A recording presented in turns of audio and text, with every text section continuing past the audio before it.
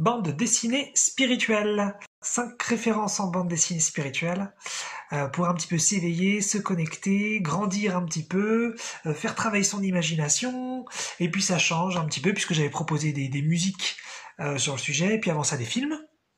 Voilà, on varie les supports et il y en aura peut-être d'autres, on verra. Première vidéo avec descriptif. Donc pour cette vidéo, pour cette première vidéo avec descriptif, donc vous aurez des liens sur les bandes dessinées que je vais vous présenter. En dessous de la vidéo, vous pourrez aller sur le site BDTech et en fonction de différentes BD et davantage vous renseigner si vous le souhaitez. Voilà, il m'aura fallu quand même 66 vidéos pour faire un descriptif. Mais voilà, là je me suis dit, ça me fait plaisir, je le fais. Avant j'avais pas envie, je faisais pas. Et voilà. Pas de performance, juste de l'amusement. En référence à la vidéo sur le sujet. Alors, donc bande dessinée spirituelle, c'est parti.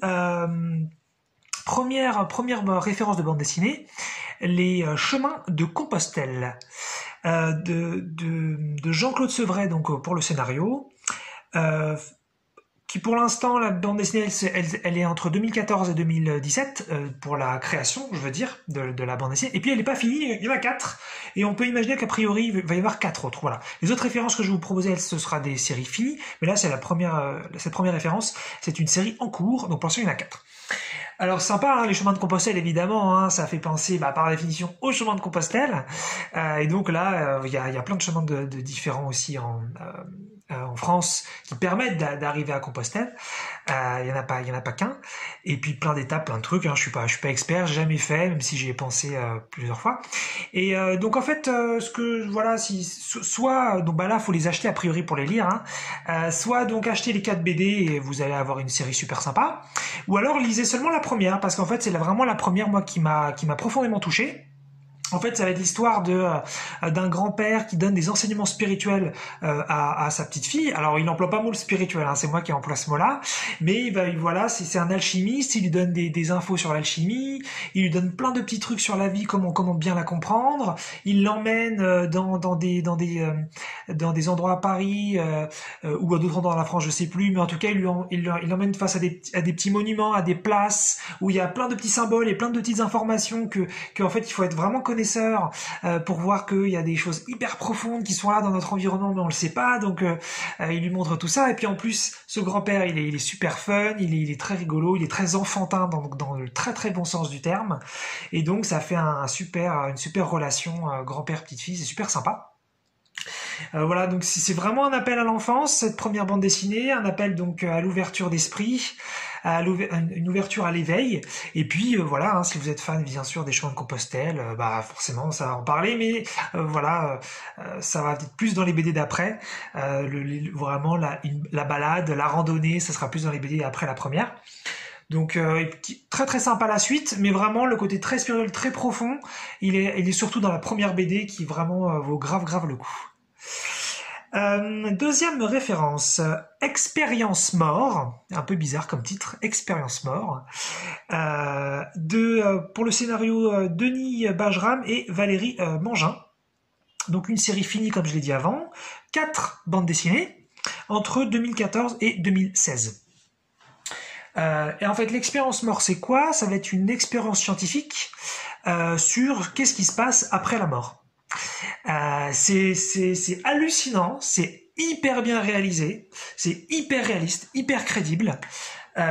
Et quand vous intéressez déjà un peu à la spiritualité et que vous découvrez ça, waouh, ils ont imaginé une expérience pour vraiment aller voyager en fait de l'autre côté et revenir. C'est fabuleux, on est connecté au divin comme c'est pas permis. C'est vraiment des bandes dessinées vraiment complètement dingue. Quand j'ai lu ça, j'ai halluciné. Le petit bémol entre guillemets, c'est la BD 3 et la BD 4 qui sont très divertissantes, très sympas, mais qui là qui nous sortent un petit peu plus de ce qui serait réaliste, de ce qui serait intéressant d'un point de vue spirituel. Donc là, c'est vraiment les 2 premières qui sont hyper intéressantes et hyper poignantes. Voilà. Donc si vraiment vous deviez en lire seulement 2, lisez la 1 et la 2. Référence d'après, d'ailleurs je vais mettre donc sur ces 5 références, je vais peut-être un peu mélanger la 3 et la 4, bien qu'il y ait quand même des nuances. Mais en fait, pourquoi je vais les mélanger? Parce que c'est le même scénariste, Jean-Pierre Pecot. Il a fait plein de BD en fait sur un petit peu les capacités psychiques, sur le spirituel, avec sa façon de voir les choses. Et en fait, ce qu'il a fait dans donc la plupart de ses bandes dessinées, c'est mélanger un petit peu l'histoire et le psychisme. Bien sûr, c'est une fiction, mais en fait, il propose une vision historique des capacités psychiques et c'est super bien foutu, super bien pensé. Et donc j'en ai lu plusieurs, mais là je vous en présentais donc 2. Le premier, ça va être Paris Maléfice, donc une série finie aussi, et donc 3 BD, c'est tout, entre donc 2013 et 2016, donc tout ça c'est quand même assez récent ce que je vous donne comme référence. Et donc Paris Maléfice, c'est quoi? Ça se passe donc à Paris, et c'est super sympa, en fait on découvre un petit peu un autre Paris, c'est-à-dire certaines rues, certaines boutiques qui en fait sont extrêmement spirituelles, extrêmement psychisées. Ça veut dire quoi? Ça veut dire que parfois c'est des gens qui ont énormément de connaissances, qui ont certains pouvoirs, parfois qui tiennent les boutiques, qui tiennent certains lieux. Mais il faut connaître, il faut être bien dedans. Il faut faire partie un petit peu de tout ça pour avoir l'information. Et puis il peut y avoir aussi des esprits de la nature qui se cachent dans Paris, mais il faut savoir où les trouver. Et finalement, il y a un petit peu une sorte de monde parallèle au sens technique. Ça veut dire qu'en fait, il est là, mais simplement qu'il faut le connaître, et sinon il se cache un peu pour pas être trop emmerdé. Et donc, il va y avoir des enquêtes lors de ces 3 BD sur il peut y avoir des crimes ou des choses un peu emmerdantes qui sont dus à ça, et donc le gouvernement peut bosser avec une brigade un petit peu spéciale là-dessus qui va demander donc de résoudre les enquêtes. C'est super bien pensé, moi j'adore, ça m'a vraiment touché, ça c'est vraiment ma façon de voir l'existence, là je veux dire sur Terre, c'est vraiment comme ça que moi je voudrais vivre depuis très longtemps, c'est donc vivre dans le monde physique, mais clairement avec une connexion au monde physique extrêmement importante, extrêmement présente dans le quotidien. Voilà, je me suis toujours dit que de toute façon c'est comme ça que je vais vivre, que ce soit de l'autre côté ou ici, c'est toujours ça qui m'intéressait, donc vraiment une super référence là-dessus. Donc dans la lignée donc de Jean-Pierre Pecot, les 30 deniers, 4e référence. Donc là c'est une série finie de 5 bandes dessinées entre 2014 et 2016. Donc il a fait pas mal de BD en même temps, ça veut dire aussi. Alors les 30 deniers, donc c'est un petit peu similaire de Paris Maléfice, mais c'est pas tout à fait ça se passe déjà pas qu'à Paris, donc ça peut être la France, un peu partout. Et en fait là c'est l'histoire qu'il existe à l'origine 30 deniers, 30 pièces, qui chacune donne un pouvoir différent à celui qui la possède. Et donc si vous arrivez à piquer la pièce de quelqu'un, vous chopez le pouvoir. Et donc il y a plein de pouvoirs très très différents, c'est intéressant parce qu'il y a une sorte d'énorme conspiration ou d'énormes groupuscules autour de ça, de comment obtenir les deniers. Il faut en avoir un certain nombre pour avoir certains pouvoirs, il y a certains deniers qui sont beaucoup plus intéressants que d'autres, et donc il y a un petit peu des guerres comme ça pour essayer d'avoir les meilleurs deniers, les meilleurs pouvoirs. Et pareil, là où ça revient un petit peu à Paris Maléfice, c'est que c'était là depuis le début, mais c'est un peu caché, et il faut donc être un petit peu adoubé, si j'ose dire, pour connaître ça. Et donc il faut connaître quelqu'un qui connaît tout ça pour ensuite un petit peu devenir un habitué et savoir que les deniers existent et savoir lesquels sont intéressants. Et donc j'adore cette idée qu'en fait dans notre monde là tout de suite, notre monde très classique, très mondain, très quotidien, il existerait, même bien sûr que c'est une fiction ce que je décris, mais moi c'est comme ça que je conçois la vie sur Terre, et il existerait donc un monde parallèle qui est là juste à côté, mais un monde parallèle dans le monde physique, pas un monde parallèle au sens non physique, c'est-à-dire quelque chose de vraiment où il y a plein de gens qui connaissent des choses différentes qu'on n'imagine pas, il y a des réseaux, il y a des pouvoirs qui sont cachés à ceux qui connaissent pas. J'adore cette idée, et c'est vraiment ce qu'on retrouve donc dans les 30 deniers, comme dans Paris Maléfice, sauf que Paris Maléfice c'est un petit peu plus sur Paris. Dernière référence, ma préférée des 5, c'est Charlie. Avec comme scénariste Denis Lapierre. Donc là, série finie aussi, 13 cette fois-ci albums, donc beaucoup plus. Et là, on est sur une plage de 16 ans, entre 91 et 2007. Donc c'est plus vieux que ce que je vous ai présenté avant. Et en fait, c'est vraiment, ça fait partie de mes BD préférées, parce que là, on va être sur... Et puis aussi voilà, comme moi je suis né en 89, il y avait ma grande sœur qui pouvait lire ces BD là, et donc j'y avais accès, donc forcément ça m'a connecté un peu dans l'enfance, alors que les autres BD et je les ai lus bien sûr beaucoup plus récemment. Mais en fait, Charlie, c'est quoi? C'est l'histoire d'un petit garçon, je sais plus quel âge il a, il doit avoir 5-6 ans, quelque chose comme ça dans la première BD, parce qu'il va grandir au fur et à mesure des bandes dessinées sur les 13.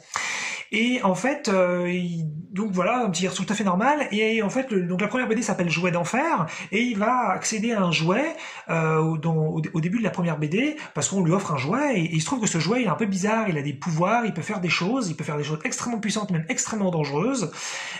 Et donc il obtient ce jouet, et avec ce jouet il va commencer à s'amuser, à faire des trucs, parce qu'il se rend pas compte, comme il est très petit, il se rend pas compte de que ce qu'il fait peut être vachement dangereux, et donc il a même ensuite un peu de pouvoir sur le jouet qui s'appelle Captain Foudre, qui est une sorte de vaisseau spatial. Et donc il arrive même à le commander, à lui demander de faire des trucs. Et pour lui c'est super, parce que pour lui c'est juste un petit enfant qui a un jouet super fun, trop cool, avec qui il peut faire plein de choses. Il peut voler dans les airs. Le vaisseau il a un laser qui sort, alors que normalement c'est censé être un laser fictif, un petit truc qui scintille, et puis c'est tout. Et là il y a un vrai laser, il se passe des trucs dedans. Mais pour lui c'est normal. Et donc au bout d'un moment va se rendre compte autour de lui que ses parents, donc qu'il y a quelque chose de bizarre, et que c'est pas du tout normal ce que fait cet objet, et il va y avoir tout un truc, et il y a une amitié, une affection qui se lie entre l'enfant et le jouet, et ça va très très loin, ça prend de plus en plus en puissance, il se passe des choses de plus en plus connectantes, parce que lui il est connecté donc par le psychisme, par le spirituel, grâce à ce jouet, même il s'en rend pas trop compte. Et donc ce qui est aussi intéressant, c'est qu'au fur et à mesure des bandes dessinées, il va grandir, et donc il va forcément prendre en conscience et prendre en maturité, et il va se rendre compte de plus en plus de la puissance qu'il a, et puis après il va se passer d'autres choses qu'avec le jouet, hein. Le jouet c'est sur les 4 premières BD, après il va se passer d'autres trucs sur les 3 BD d'après, et puis voilà, il y a des petits cycles comme ça sur les 13 bandes dessinées. Et il va développer donc des capacités psychiques de plus en plus puissantes, il lui arrive de plus en plus de trucs, et il comprend pas trop ce qui lui arrive, et il doit vraiment apprendre à gérer tout ça, et c'est génial, c'est passionnant, c'est pareil, je trouve ça très très très réaliste, parce qu'il y a plein de gens sur Terre comme ça, à qui il leur arrive des capacités, et ils doivent, comme ils connaissent pas le spirituel, ils connaissent pas les capacités psychiques, ils s'en foutent un peu de tout ça, et quand ça leur tombe dessus, ils font mince, mais qu'est-ce que je fais avec ça, est-ce que c'est réel, pas réel, et puis même si c'est réel, qu'est-ce que j'en fais, est-ce que c'est dangereux ou pas, et c'est un petit peu ça en fait, ce garçon, il va falloir qu'il gère un petit peu toutes ces énergies, toutes ces capacités, toute cette puissance, et puis c'est voilà, pareil, moi ça m'a énormément connecté, énormément appelé, je me sens vraiment comme le petit Charlie dans ces bandes dessinées, et j'ai rêvé ça toute ma vie, de vivre de cette façon, de vivre avec des capacités psychiques, de vivre avec de la puissance, et je me répète, j'ai toujours dit que j'aurai ma liberté dans ce monde ou dans l'autre, c'est comme ça que je veux vivre, c'est ce que je suis depuis toujours, bien que je crois que personne ne pense vraiment comme moi, c'est comme ça en tout cas que je conçois l'existence, avec de la conscience, de la puissance et de la magnificence.